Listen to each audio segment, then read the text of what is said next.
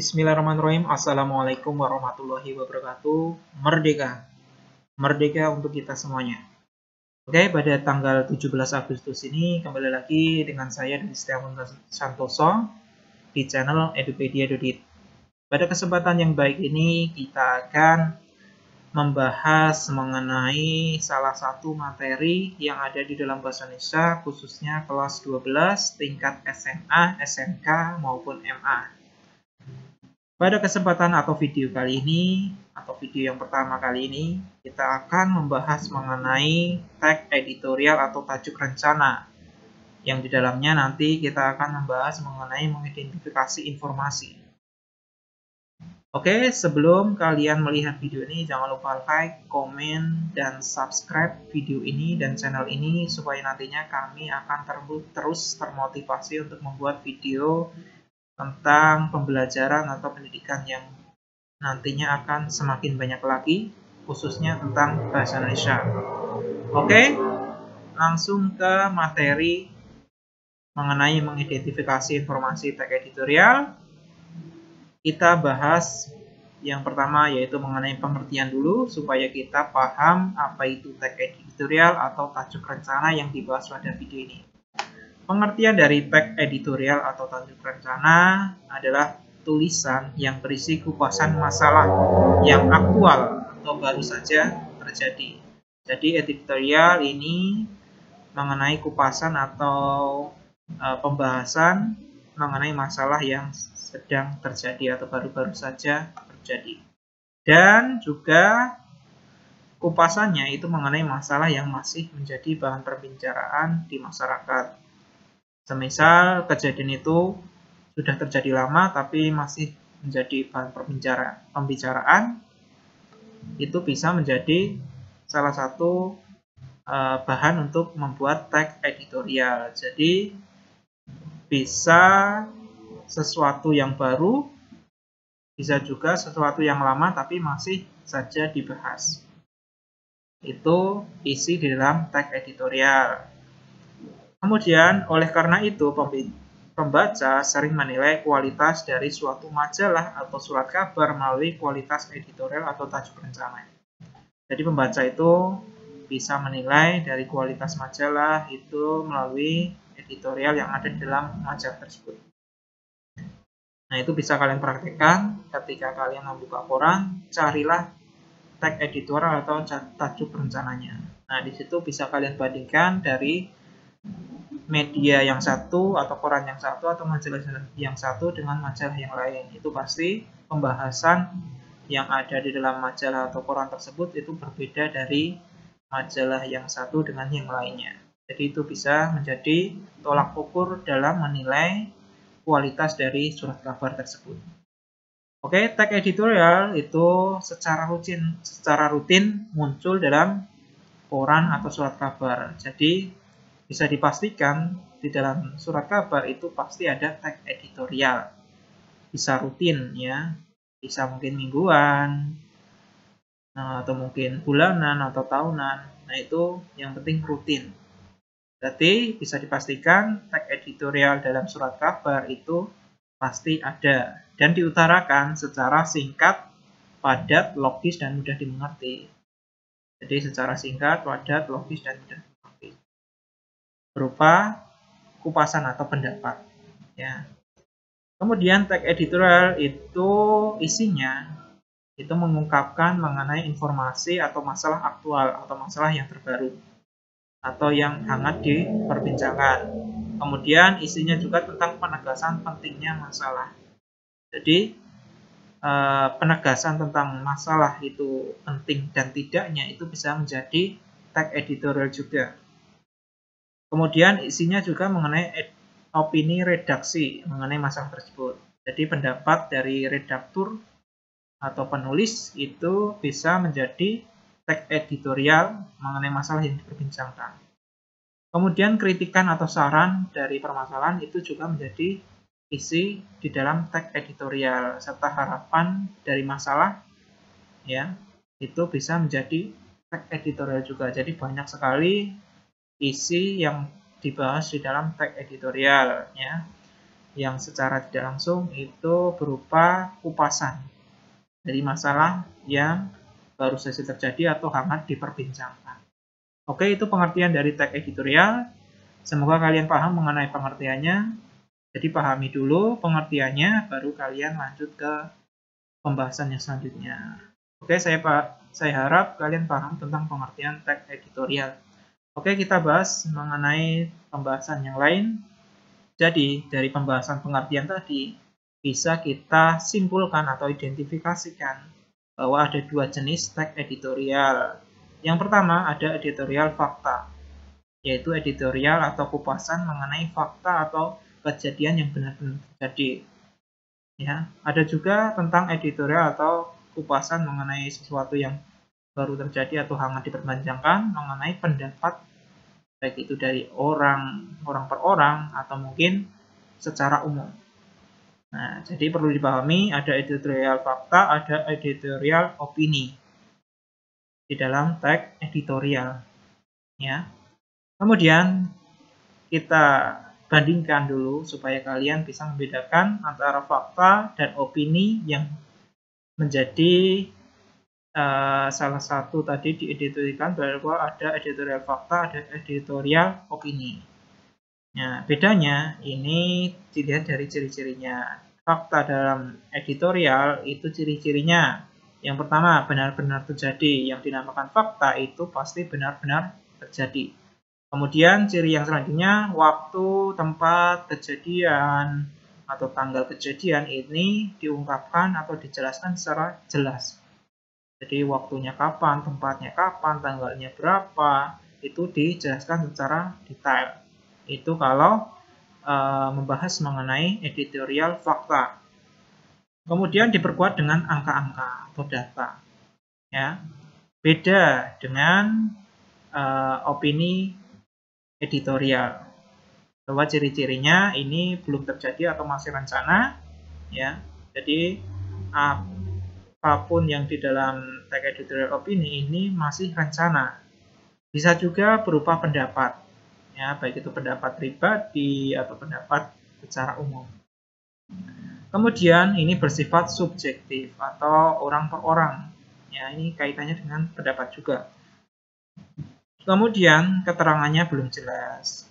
Yang dinamakan opini itu pastinya yang tadi masih rencana, jadi keterangannya belum jelas, baik itu waktu, tempat, tanggal, itu belum jelas seutuhnya. Jadi belum terperinci secara jelas. Baru rencana, baru pendapat. Itu yang dinamakan opini editorial. Jadi ini perbedaan fakta dan opini ini juga harus kalian pahami dulu sebelum kalian lanjut ke pembahasan yang selanjutnya. Oke, saya harap paham dari pembahasan yang kami sampaikan. Kita lanjut ke slide atau pembahasan berikutnya.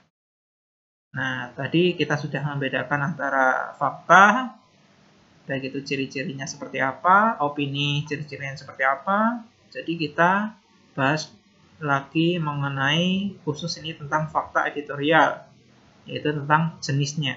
Ya, bahwa opini tag editorial fakta itu ada dua jenis, ya, yaitu fakta umum dan juga fakta khusus atau spesifik. Pengertiannya itu pasti berbeda. Kalau yang umum itu pengertiannya yaitu fakta yang mengungkapkan kebenaran secara yang berlaku sepanjang zaman, sejak dahulu sampai sekarang, informasinya masih umum, belum teruraikan secara khusus, ya, baik itu dari nama, tempat, objek. Nah, itu masih secara umum, belum secara khusus. Beda dengan pengertian dari fakta khusus, yaitu kebenaran yang berlaku dalam periode tertentu atau informasi yang berisi kejadian itu sudah terperinci atau detail. Jadi, kalau ini masih umum, jadi nama, tempat, objek, walaupun itu terjadi secara pasti, itu tempat dan yang lainnya itu belum teruraikan secara khusus. Kalau ini sudah secara khusus. Kita lihat contohnya, ya, supaya kalian dapat memahami apa itu fakta umum, apa itu fakta khusus. Jadi contohnya ini saya berikan dua untuk fakta umum, matahari terbit di sebelah timur. Ya, kita lihat dari judulnya atau pembahasan dari tag editorial pertama bahwa semua orang pasti sudah tahu bahwa kebenaran matahari terbit di sebelah timur itu sudah secara umum dan benar-benar terjadi. Jadi ini termasuk juga editorial secara umum. Dan juga ini yang kedua, Sukabumi ini merupakan salah satu kabupaten yang letak di Jawa Barat. Ini juga ilmu pasti ya, yang secara umum orang tahu ya, atau kejadian yang terjadi secara umum dan semua orang itu tahu. Kalau fakta khusus ini dilihat dari contohnya, ini lebih spesifik ya, lebih khusus, lebih terperinci, lebih detail. Dan contoh, Presiden Jokowi menggelar rapat terbatas persiapan Asian Games 2018 pada tanggal 18 April 2018. Jadi kalau dilihat dari segi pembahasannya ini lebih detail, dan ini sudah terjadi karena di sini sudah ada tanggal, sudah ada ini tadi tanggal pelaksanaan, kemudian agendanya apa, kemudian pelaku utamanya siapa. Nah, ini sudah terjadi ya. Nah, ini juga secara khusus atau spesifik bahwa ini bukan secara umum ya, tapi ini secara khusus, yaitu Presiden Jokowi, agendanya tentang Asian Games bukan agenda lain, kemudian tanggalnya 18 April bukan tanggal yang lain. Jadi ini lebih terperinci atau detail atau spesifik atau khusus ya. Oke, ini juga perlu kalian pahami supaya nantinya bisa memahami apa itu jenis dari fakta. Tadi juga membahas tentang ciri dari fakta. Nah, ini sebelum kalian lanjut ke pembahasan selanjutnya harus kalian pahami dulu. Oke, saya harap kalian paham tentang pembahasan ini yang kami sampaikan. Oke, kita bahas yaitu tentang jenis opini di dalam teks editorial ya. Tadi kita membahas tentang jenis fakta, sekarang kita membahas mengenai jenis opini ya. Bahwa di dalam teks editorial itu ada dua jenis, yaitu opini perorangan atau subjektif dan opini umum atau objektif. Tadi kita sudah bahas ciri-ciri dari opini editorial, itu ada baru rencana, kemudian pendapat, bersifat subjektif, dan keterangannya belum jelas ya. Jadi antara dua jenis ini pastinya juga memiliki perbedaan, baik itu opini perorangan maupun opini umum. Jadi kita jabarkan untuk opini perorangan bahwa opini itu sama halnya dengan pendapat. Jadi pendapat itu yang kalau perorangan berarti pendapatnya berdasarkan pandangan pribadi atau orang-orang tertentu. Beda dengan opini umum atau objektif, yaitu pendapat berdasarkan pandangan orang banyak atau umum atau khalayak umum. Jadi ini perlu kalian pahami.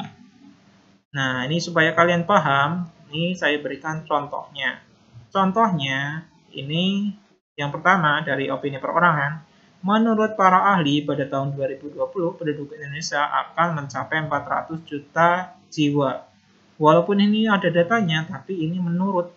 Jadi ini masih pendapat, bukan fakta ya. Ini masih pendapat. Nah, kenapa ini bagian dari opini perorangan? Ini dilihat dari frase para ahli ya.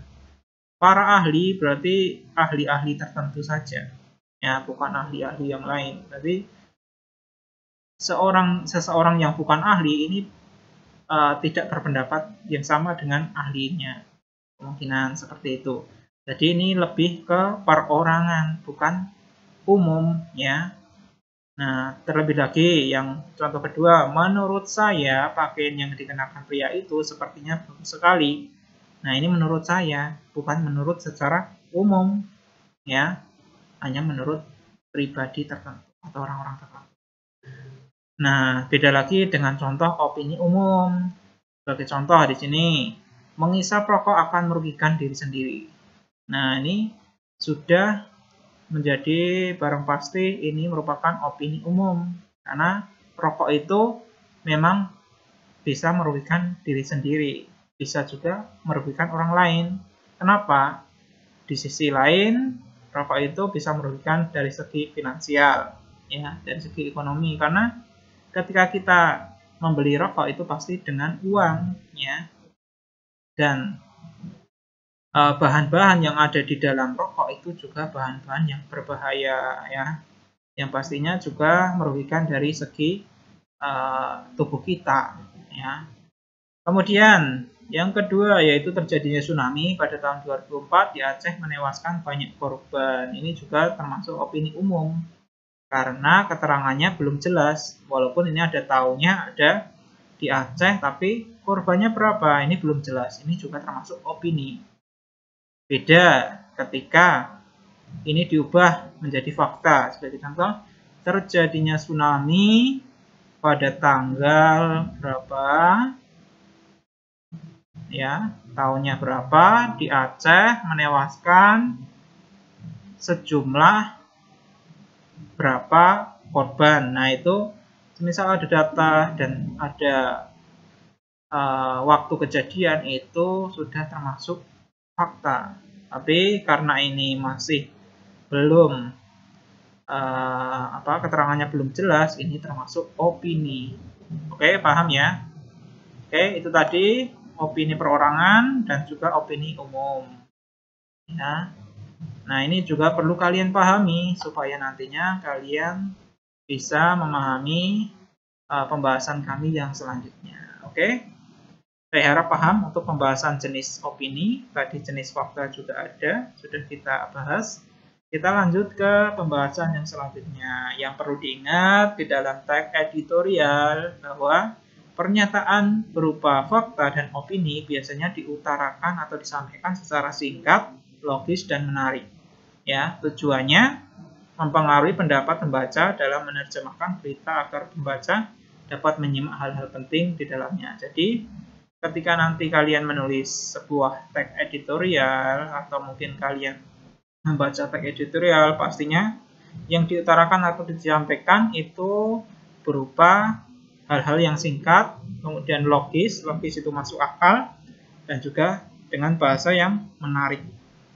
Oke, kita lanjut ke pembahasan yang selanjutnya. Ini lebih ke umum, ya. Tadi lebih spesifik yaitu mengenai fakta, opini. Sekarang ke editorial itu sendiri, ya. Tapi tanpa melupakan jenisnya tadi, yaitu ada fakta dan opini. Jadi ini mengenai editorialnya itu sendiri. Jadi sifat-sifat teks editorial, ya, berdasarkan pernyataan fakta dan opini. Sifat teks editorial itu ada 4. Ada krusial, ada situasional, ada konsisten, ada politis. Ya. Apa itu krusial, apa itu situasional, apa itu konsisten, apa itu politis? Mari kita bahas bersama. Dari yang krusial terlebih dahulu. Krusial itu maksudnya sesuatu yang ditulis atau teks editorial yang ditulis itu diterbitkan secara berkala atau bergantung pada jenis terbitannya. Nah, media massa itu ada bermacam-macam, dan untuk penerbitan editorial itu juga bermacam-macam waktunya. Ada mungkin yang harian, ada yang mingguan, ada yang 2 mingguan, ada yang bulanan. Jadi ini tergantung dari media atau penyampai dari teks editorial itu sendiri. Kemudian kita bahas yang situasional, dari kata situasi, ya. Jadi isinya itu menyikapi situasi yang berkembang di masyarakat luas, ya, baik itu aspek sosial, ekonomi, kebudayaan, hukum, pemerintah, dan lain-lain.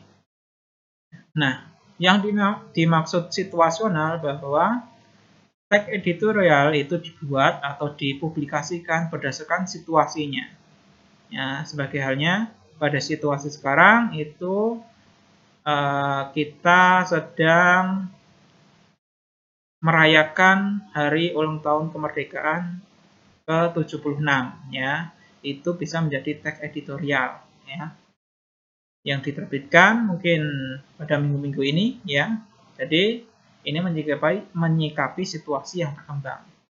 Atau mungkin tentang COVID, ini bisa karena situasinya sekarang lagi pandemi, nah itu bisa menjadi menjadi acuan kita dalam menyusun editorial. Jadi berdasarkan situasinya. Situasinya apa, yaitu tentang apa, ya. Jadi situasi berbeda itu juga mempengaruhi dari perbedaan tag editorial yang ditulis. Jadi setiap media massa atau koran atau majalah atau apapun itu kalau pun ada yang menyikapi secara situasional, berarti pembahasan tag editorial itu menyikapi situasi yang berkembang di masyarakat luas pada waktu itu. Kemudian kita bahas tentang konsisten, ya. Konsisten itu berarti statis, ya, atau ajek, ya. Jadi pembahasan dari tag editorial itu secara konsisten atau teratur kepada para pembaca ini selalu diterbitkan, ya. Kemudian politis, ya. Politis itu berkaitan erat dengan media atau kebijakan media yang bersangkutan. Jadi ada media yang menginginkan tema dari editorialnya. Jadi ini tergantung dari media massanya, ya. Misal pada minggu ini pengennya media tersebut membahas tentang corona atau pandemi. Kemudian pada minggu besok beda lagi. Nah, itu tergantung dari medianya sendiri. Jadi keempat sifat ini harus kalian pahami, yaitu ada krusial, ada situasional, ada politik, ada konsisten, ada politis. Jadi sifat-sifat editorial itu berbeda dari media atau koran atau media massa atau media cetak yang menerbitkannya. Oke, kita lanjut ke pembahasan yang selanjutnya, lebih ke tag editorial, yaitu ciri-ciri. Tadi kita sudah membahas tentang ciri-ciri dari jenisnya. Jenis dari editorial yaitu fakta dan opini. Tapi ini lebih secara umum editorial itu. Jadi ciri-ciri editorial itu kalau menurut kami itu ada 3. Yaitu yang pertama, opini redaksi tentang peristiwa yang sedang ramai dibicarakan. Kita tadi sudah membahas mengenai pengertian dari editorial, bahwa tag editorial itu adalah tulisan yang membahas mengenai masalah yang berkembang atau yang aktual, ya, atau pembahasan yang masih hangat diperbincangkan di masyarakat, yaitu ini merupakan ciri-ciri dari tag editorial yang pertama. Ya, walaupun ini sedang ramai, tapi pembahasan yang kedua ini juga harus kalian garis bawahi, bahwa tag editorial itu dimuat, ya, itu baik skala nasional maupun internasional, dan dapat menjadi tag editorial apabila berita tersebut memberi dampak secara nasional. Jadi minimalnya dari bahan atau masalah yang disampaikan atau dibahas dalam tag editorial, walaupun itu sedang ramai, itu minimalnya harus berdampak atau menjadi perbincangan secara nasional. Ya, kalau belum secara nasional itu belum dinamakan editorial. Walaupun itu sifatnya atau skalanya kabupaten, tapi itu belum termasuk editorial. Ya, jadi kalian ketika membuat tag editorial itu yang menjadi garis penting adalah skalanya harus skala nasional, ya. Kalau sebagai contoh, kalau virus corona atau COVID-19 itu sudah skalanya internasional, ya. Itu juga bisa menjadi sarana untuk membuat tag editorial. Kemudian yang ketiga, mengandung pikiran subjektif redaktur. Jadi di dalamnya ada pendapatnya dari penulisnya atau redakturnya. Oke, kita bahas mengenai aspek-aspek yang dibahas di dalam tag editorial. Jadi ada 10 aspek yang dibahas di dalam tag editorial yang ditulis ataupun dibaca oleh pembaca. Jadi yang pertama itu aspek yang dibahas yaitu judulnya, ya. Judul itu terletak di paling atas. Ini juga dibahas di dalam tag editorial, ya. Kemudian latar belakang masalah itu juga menjadi pembahasan penting di dalam tag editorial. tokohnya juga menjadi pembahasan penting, masalah yang diangkat itu juga menjadi pembahasan penting di dalam teks editorial. Masalah kemudian ditambah dengan peristiwa yang disampaikan itu juga pembahasan yang penting. Kemudian opini penulis ini semuanya penting. Kemudian sarana dan solusi, kesimpulan dan sumber berita, dan juga anggota redaksi yang menulis itu juga penting semuanya. Jadi 10 aspek ini harus ada di dalam pembuatan teks editorial. Baik itu judul, latar belakang masalah, tokoh yang dibahas dalam masalah tersebut, masalahnya apa, peristiwa yang disampaikan dari masalahnya apa, opini atau pendapat penulisnya seperti apa, saran dan solusi dari masalah, kemudian kesimpulan dan sumber berita, serta anggota yang menulis dari editorial itu siapa saja. Nah, itu semuanya harus ada dalam penyusunan teks editorial. Jadi 10 aspek ini harus kalian pahami dan ingat terus dalam membuat teks editorial. Oke, ini saya harap paham ya mengenai aspek-aspek yang dibahas dalam teks editorial. Nah, ada juga ini golongan dalam teks editorial atau tajuk rencana. Jadi isinya ini tergantung dari golongan yang menjadi yang menjadi objek ya, objek yang menjadi sasaran dalam sasaran pembaca di dalam koran atau majalah media massa tersebut. Jadi ini tergantung dari korannya ya. Jadi apabila korannya itu golongannya yaitu yang pertama teks editorial golongan pers menengah ke atas, yaitu golongan yang menengah, ekonomi menengah ke atas, ini biasanya yang dibahas di dalam editorial yang diterbitkan itu sifatnya hati-hati, tidak menyebutkan nama. Karena untuk menengah ke atas ini biasanya ada aturan-aturan tertentu, jadi semuanya harus hati-hati, tidak menyebutkan nama, tetapi bisa menyebutkan inisial. Ya, ini biasanya koran-koran yang skalanya sudah nasional. Kemudian yang kedua pembahasannya yaitu tentang normatif sesuai aturan. Ya. Jadi yang dibahas tentang editorial, walaupun masalahnya apa, tapi dilengkapi dengan aturan-aturan yang berlaku. Kenapa itu bisa menjadi masalah? Nah, itu didasari dengan aturan-aturan yang berlaku. Jadi tidak langsung mengklaim bahwa itu adalah masalah yang lagi panas-panas diperbincangkan. Jadi ini harus didasarkan aturan-aturan yang berlaku. Jadi tidak sembarangan untuk menuliskan teks editorial. Jadi harus ada aturan, baik itu aturan dari pemerintah ataupun aturan dari siapapun itu. Harus ada aturannya. Kemudian teks editorial golongan pers menengah ke atas, yaitu yang ketiga ini ya, cenderung konservatif atau bersikap sesuai keadaan ya, serta mempunyai ciri khas tertentu dan tradisi. Jadi ini cenderung konservatif ya, yaitu tidak mengubah sesuatu ya, tidak memberi perubahan atau kemajuan tentang sesuatu ya, tapi memberikan informasi saja ya. Kemudian yang keempat yaitu pertimbangan terhadap aspek politis lebih besar daripada aspek sosiologis. Jadi untuk golongan pers menengah ke atas ini lebih mengutamakan aspek politis ya, atau aspek aturan ya, aturan-aturan yang berlaku daripada hanya menyampaikan beritanya, tapi lebih mengutamakan dari aturan, lebih sesuai aturan saja.